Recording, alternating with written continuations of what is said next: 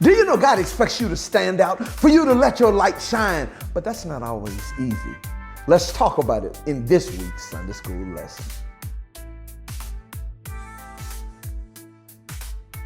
The lesson this week is the ordination of priests, the ordination of priests, and it comes from Exodus chapter 29, verses 1 through 9 and 35 through 37. The lesson focus for this week is be holy as God is holy. Here at Points to Ponder, you know why we're here, because we believe good questions lead to good discussion, which builds a great community. We are all called to be transformed into the image of Christ, and the best way to do that is to hold ourselves accountable, and one great way to hold people accountable is to ask good questions. So where do we get our questions from? We get our questions from the text through emotions in the text, decisions in the text, and responses. Emotions, decisions, and responses in the text this week. So I'm going to give you 6 points to ponder as we walk through the Sunday school lesson. Let's get started. The first outline is entitled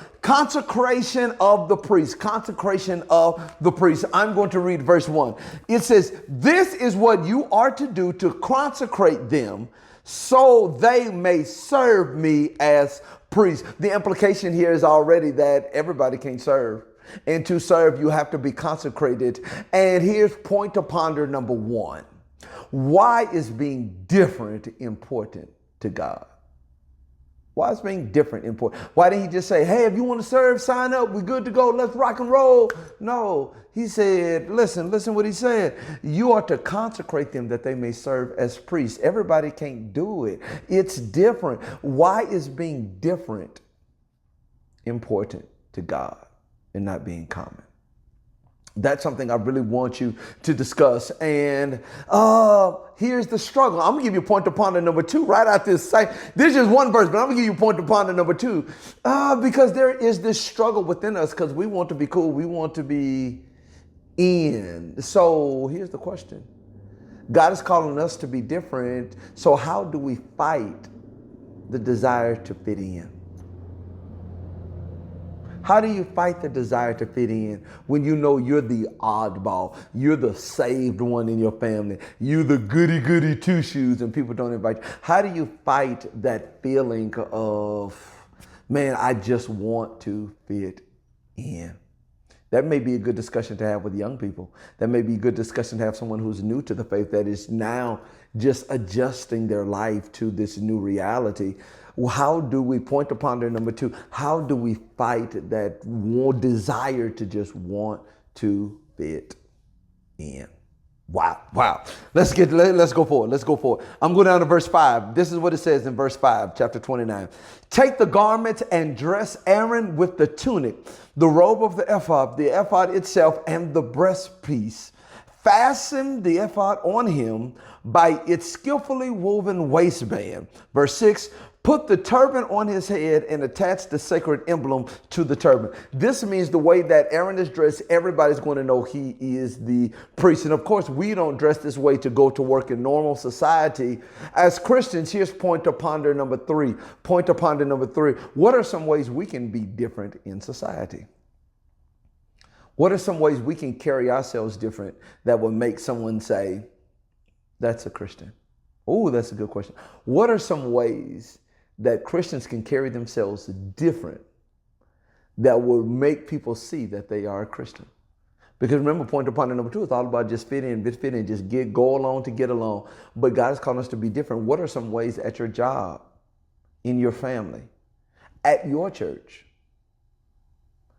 you can be different? Some conversations maybe you won't listen to. Some things you just won't say. Some behaviors you just won't pattern yourselves around.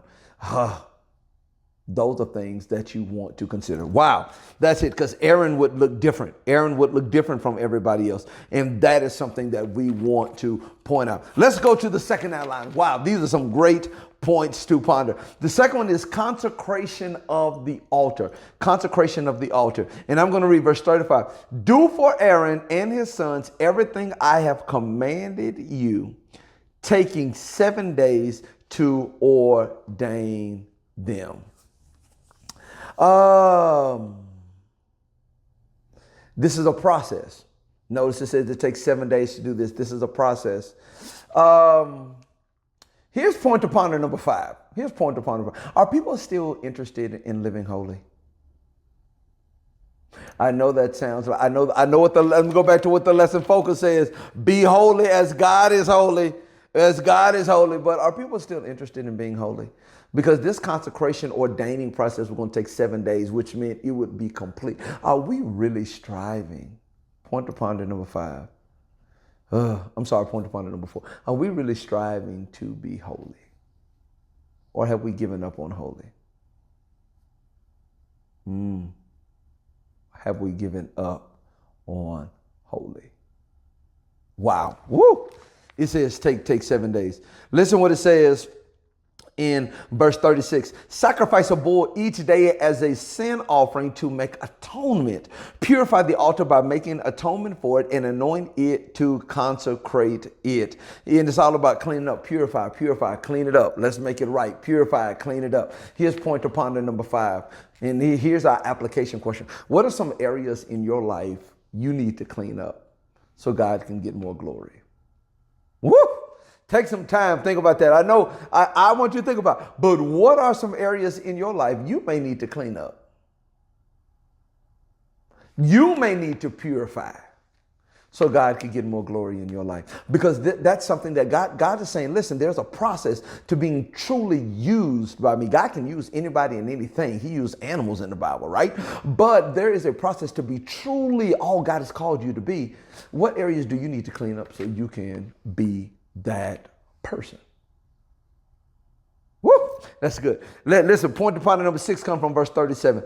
For 7 days make atonement for the altar and consecrate it. Then the altar will be most holy, and whatever touches it will be holy. Notice, whatever touches the holy thing will become holy.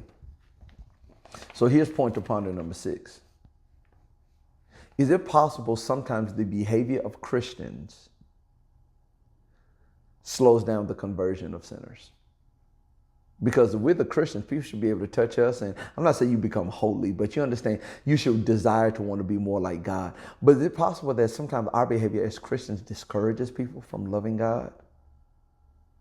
Can your behavior, point to ponder number 6, can your behavior as a Christian discourage people from coming to God? Listen, I've only given you 6 points to ponder, and I've been thinking through these things, and I think there's some soul searching I need to do. Use these questions as a teacher for personal study, however you want to. Remember, as you're teaching, only 40-50% of the time you want to talk because you want people to do self-discovery. Good questions lead to good discussion, lead to great community. Have a great Sunday school lesson. We'll see you again next week. Bye.